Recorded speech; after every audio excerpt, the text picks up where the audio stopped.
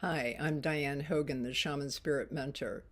I am a regression energy healing specialist, which means that when you work with me remotely in the comfort of your own home, you experience being put into a trance-like state as I guide you back in time to address relationship issues, recurring themes, and behavioral patterns that we uncovered during fact-finding that are not working for you anymore. I help you get to the root of when these situations started, often leading you back into past lives. You are awake and communicating with me the entire time, and you have full control over yourself and your inner healing.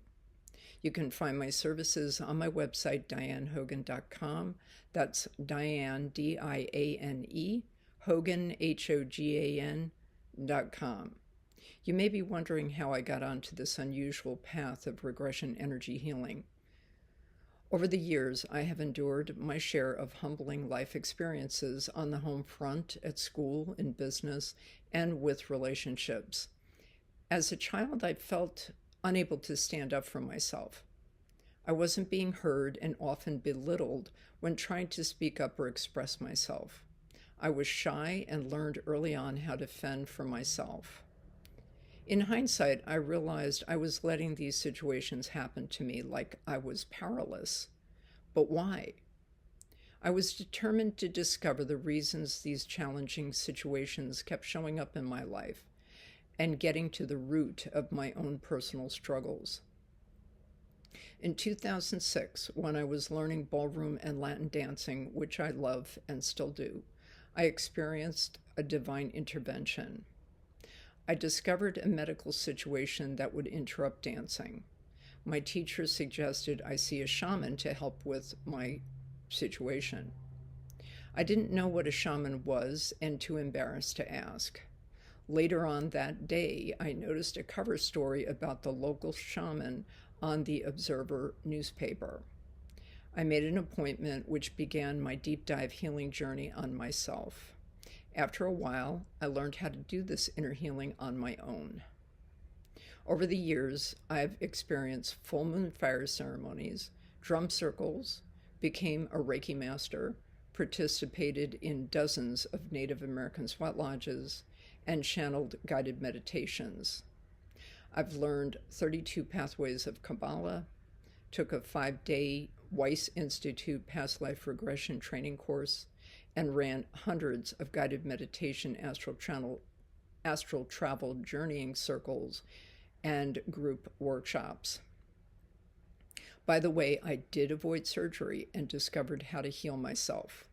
Medical intervention was not needed in my case. The power of your intentions and knowing miracles can happen is the key. I have unlocked a multitude of hidden truths while addressing many past life situations.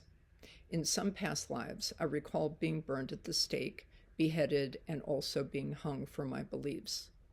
One situation came to the surface when I was taking Kabbalah, the Jewish tradition of mysticism, in the spring of 2018.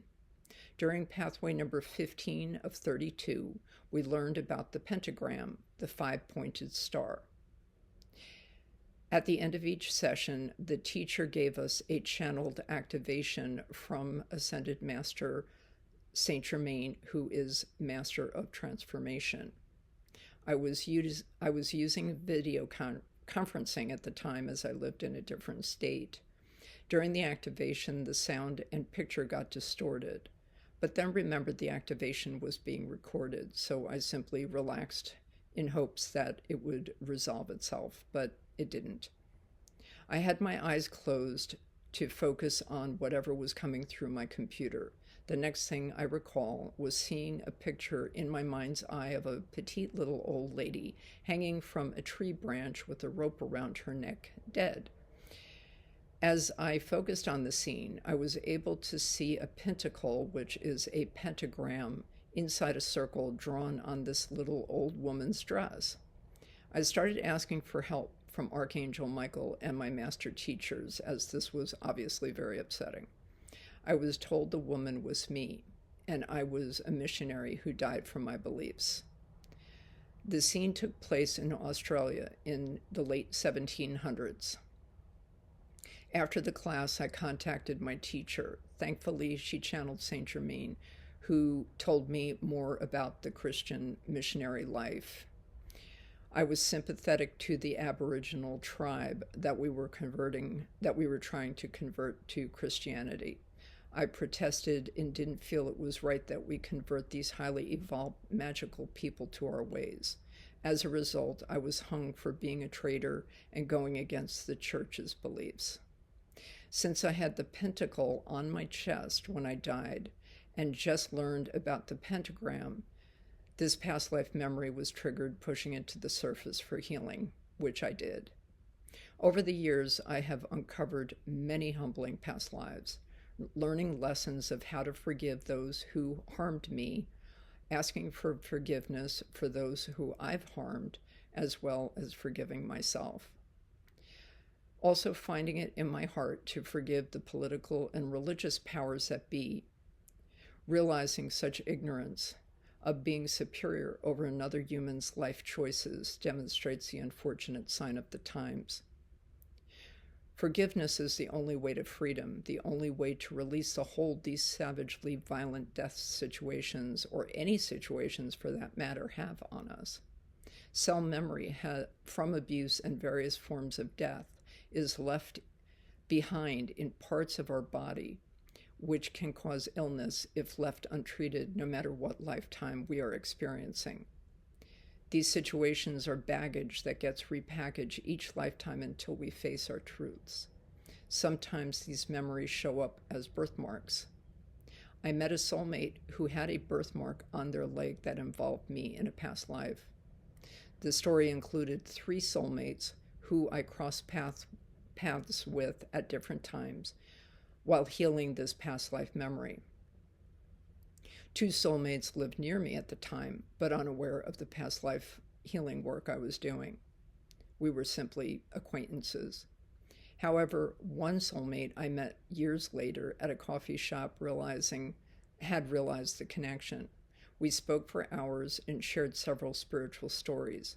Then I shared a story that took place in Montana in 1640, which involved 2 Native American tribes at a standoff getting ready to battle over hunting ground. I was a Native American warrior on my horse with my bow and arrow in hand. We were waiting for someone to make a move. So I shot an arrow into the air to let it land as a dividing mark for hunting, but that's not what happened. One of the tribal members on the opposing side got off their horse and ran under the arrow as it dropped. It landed in the warrior's leg. This gave the opposing tribe permission to use the arrow as an attack to defend themselves. Immediately, I felt a tomahawk hit me in the chest as I fell off my horse, laying on the ground, dying. The warrior who hit me happened to be one of the 2 soulmates who lived nearby. All 3 soulmates happened to be on the opposing tribe. The warrior who attacked me pulled his weapon from my chest, then ended my life by scalping me. As my spirit rose, detaching from my physical body, I could see what I had done. The members of my tribe were fighting for their lives, and most were being overtaken. After I finished the story, the soulmate at the coffee shop stood up and revealed a birthmark on their leg that resembled an arrow that impaled into that spot, backing up my past life story. We both got goosebumps as this birthmark was proof confirming we knew each other in that past life. Karma balancing and forgiveness happened that day. In 2012, I had a series of current life memories surface that were very difficult to deal with, but I did get through them. I started doing my own version of a Native American vision quest in August of 2011. I have completed 12 vision quests to date, which I have journaled. On my second vision quest in 2012, one of my ascended master teachers, Lady Isis of Egypt, escorted me to astral travel to the Sphinx at the Giza Plateau. Lady Isis shared information about how old the pyramids are versus what the history books say. They are not man-made, but created from thought to form. She also mentioned there is a library deep in the earth under the Sphinx which holds ancient documents from Atlantis before its destruction. I actually recalled at a later date a past life memory owning a healing temple in Atlantis and survived the Great Flood.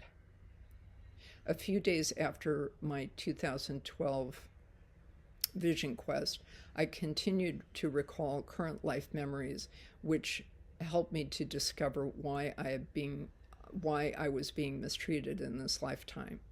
These unfortunate situations become cell memory, lodging themselves into your physical body and subconscious mind until you're ready to face them.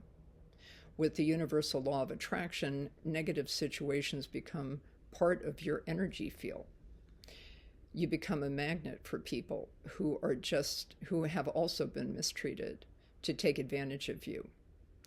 I discovered I had a lot of work to do to clean up my past and forgive all involved, including myself. The task seemed insurmountable, but I did do it. What I learned on this path of self-discovery is that we create sacred contract agreements with soulmates on the other side before we incarnate. We choose our parents, our physical bodies, our names, places to live, and the timeline we choose to be born into before we incarnate. We create signposts, so when we cross paths with soulmates, we remember each other no matter how long we're meant to be together. Some are supportive and some are nasty. Buttons will be pressed and lessons learned. For more information, consider reading Destiny of Souls, New Case Studies of Life Between Lives by Michael Newton, PhD. He spent 30 years of his life regressing patients, guiding them to the other side after experiencing a past life death to see what happens to their soul. Fascinating information. By the way, some of our worst enemies in the earth realm are our best buddies on the other side, as we put each other through the ringer for our soul growth and ascension process. So if you think about the sacred contract agreements we make with our soulmates, it makes it easier to forgive all involved because we got a hand in it too.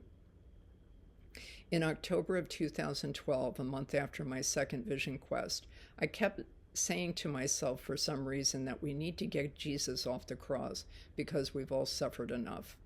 I didn't realize by making this suggestion that my request was being heard and answered. I started to experience pain in my hands, my palms, and feet. For several weeks, I endured this discomfort. By December 10th of 2012, while trying to fall asleep, I felt the sharp pain in my left side, like a knife cut across my solar plexus. I gave myself Reiki and fell asleep. At around 4 a.m., I woke up and opened my eyes. Right in front of me was Jesus on the cross. I instinctively sent him healing energy for his cut on his solar plexus and saw it heal. He immediately sent me healing energy back to heal my solar plexus as well.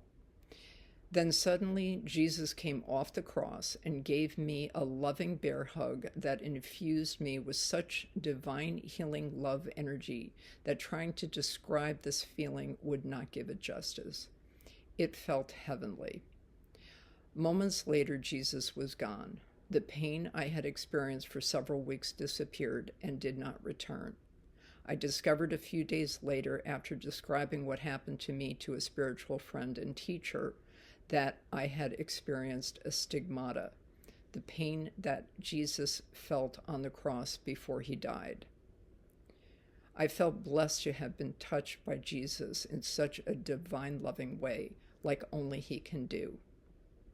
So, if regression healing feels like a good fit for you, please contact me on my website, dianehogan.com/contact, to email me of your interest. I will do my best to get back to you and schedule your private regression healing session as soon as possible.